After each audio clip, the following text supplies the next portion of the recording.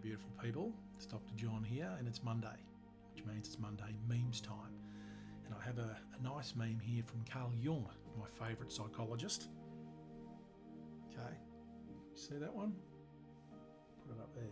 One does not become enlightened by imagining figures of light, but by making the darkness conscious.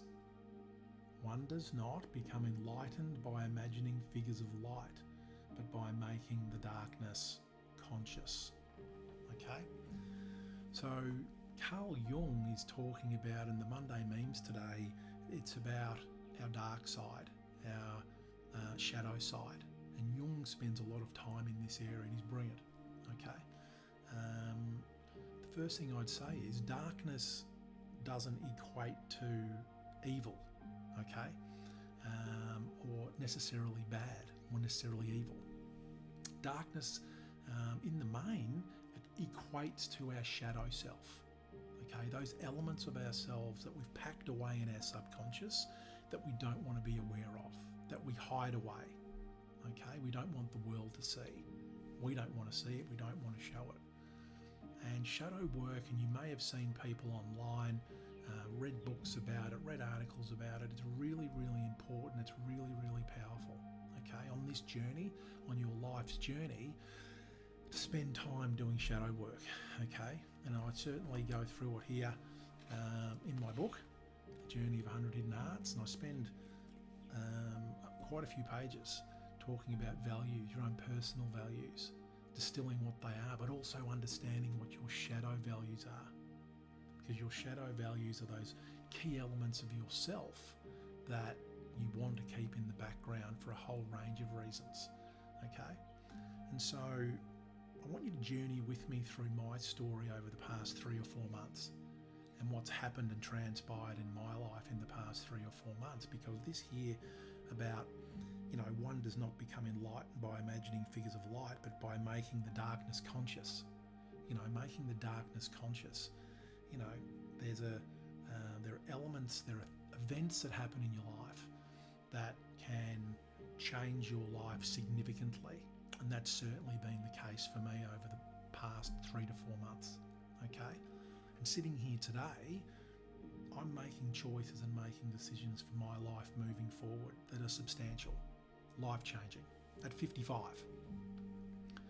And so my past 3 or 4 months, about 3.5 months ago, I found out that all of my life savings, everything that I had, I'd invested it into crypto, and the crypto exchange that I had it with filed for Chapter 11 bankruptcy in the United States. So overnight, I lost everything, like everything, okay? And so that was a real body blow financially, because there was nothing there, all right? When I got out of my corporate life 3 years ago to start on this journey, to write this book, to deliver these programs, to help people connect in with their heart space, I wrote the mission, and I highlighted it here in the book, and it's on page Roman numeral X, which is 10. My mission is to connect every person with their hearts. It's a legacy gift. And certainly over the past 3 or 4 months, I haven't been connecting in with my heart space because of acute anxiety and stress, okay? Because everything's been stripped away financially. And professionally, it's made me doubt what I'm doing, that hope and belief of my trajectory and my life purpose, okay? And so I found out that I'd lost everything. 2 weeks later, my mother found my father unresponsive on the floor. He was taken to hospital and he died 2 weeks later. And my dad's death has had a massive impact on me, more than what I could have imagined. Okay? And so the body blow of the financial loss, which is substantial because there's nothing there, and so trying to plan and look after 3 children and live a life and pay for everything, it's just been horrendous. But losing my father was massive, and it is massive. And I'm still grieving and coming to terms with it and the impact on me. Okay? And whilst all of that was going on, I was internalizing and hiding my shadow elements, my shadow self. And when I wasn't releasing anything, okay? I was getting on life as normal, putting on a brave face, moving forward, doing some of the practices in my book, but not all of them at all. And I pretty much dropped off the perch. But it was like I was walking in quicksand, or being, walking in molasses. Just I'm moving, but just emotionally, physically, spiritually, just psychologically not present. I wasn't releasing things, and I've spoken before about when you not releasing your feelings and emotions, they can turn into dis-ease. So whilst all of this was going on, my body was manifesting and releasing for me. Okay, and it was doing it by manifesting cancerous growths on my body. Okay, so squamous cell carcinomas on my leg, my left leg, and on my head. So you might be able to see it there, but there's a 15, stitches like a shark bite, which I just had removed about 3 or 4 weeks ago. Hence the patch that was on there in some of my reels. What I didn't say was my left shin has been completely surgically, big chunk of it was taken out, and a skin graft off my leg, because it had manifested these ugly, horrible skin cancers that were growing. You could see it under the skin, and the same here. Okay, so this for me gave me an opportunity to try and understand what the fuck was I doing, because I was questioning everything and I was losing my sense of self. And so for me, losing hope in who I was, where I was going, my belief in myself and what my purpose was. Should I be doing this work, which I'm passionate about and which I love, but I wasn't believing it anymore? My connection with Source that I spoke about and speak about in my book, with your hidden heart diamond, that connection with Source, and Source being God or the universe or spirit, is critical. And I was talking to God and talking to the universe, but I wasn't believing in what I was saying. My connection with my heart space and my self-talk was utterly destructive. My connection with my inner child was just not there. And so that diamond and the bottom part, my life purpose, and my mission to help people, connect people with their hearts, to live compassionate, emboldened lives, okay, wasn't there either. And so that hope and that belief was just stripped away. Okay, so you see all of this behind me and all of the degrees and everything else. It doesn't matter who the person is and what you believe they're going through or where they're at. There are trials and tribulations that are sitting there which are enormous. And so I've just jotted down some things here in regards of elements of my shadow, because over the past couple of days I've been spending some time trying to understand things from a different perspective, from a different light. And those elements of shadow for me: weakness, fear, being scared, anger, sadness, vulnerability, control, lack of confidence, lack of self-belief, judgment, shame, are all elements of me that I hide away, that I've been hiding away. And so my journey now, because I want to believe, I want to have hope, I want to have a strong faith, okay? Not in organised religion, but a strong faith in Source, in the universe, in God, okay, to help me through this. And I'd given up hope, and I'd stopped believing, but I want to believe and I want to have hope. It's so important. So it's like, how do I get that? What am I meant to do? And that's what this journey into shadow is about. It's about, there might be times in your life like where I am now, where everything's stripped away, emotionally, physically, psychologically, spiritually, financially, taken to bedrock. And you're sitting down going, what?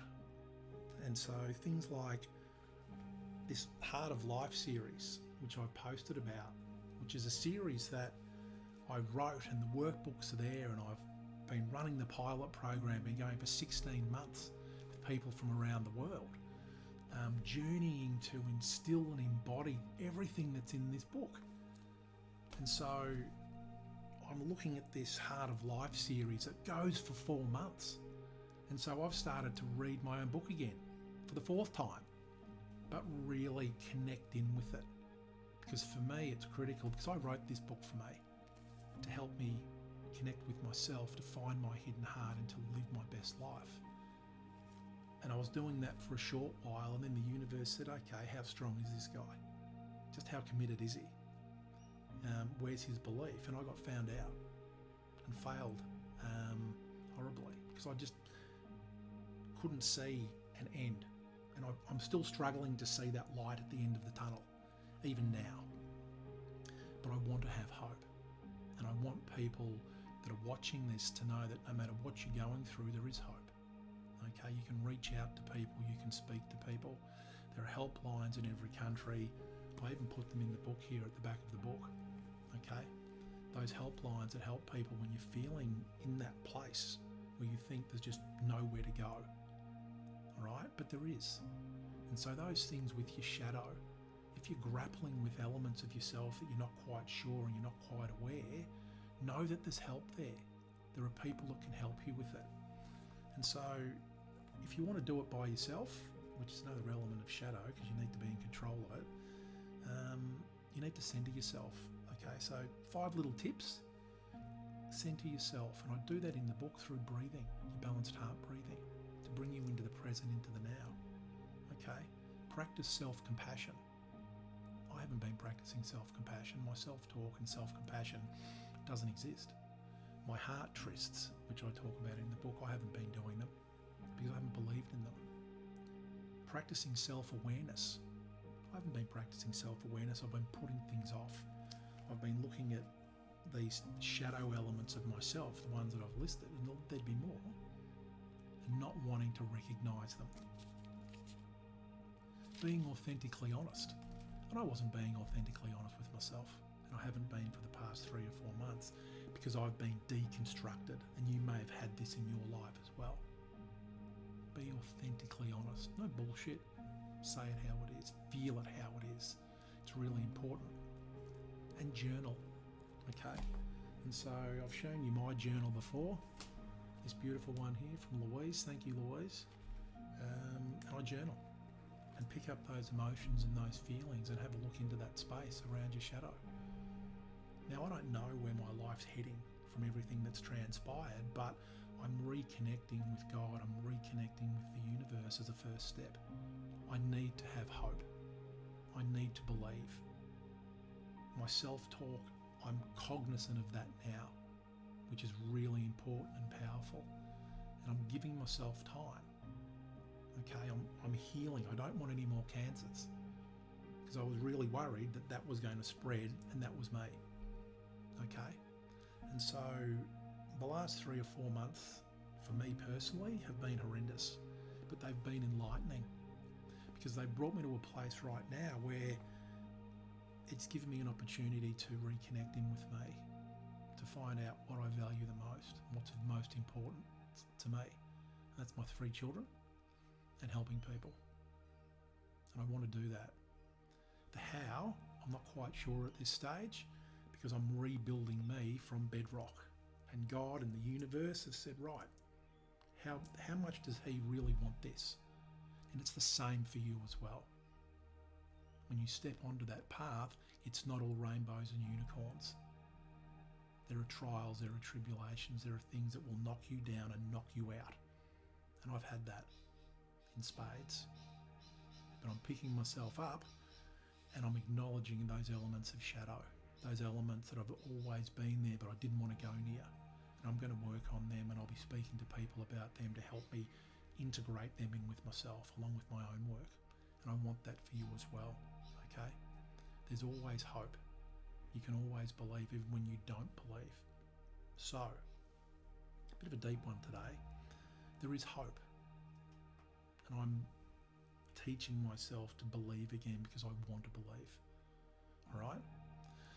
So, Christmas week, be good to yourself.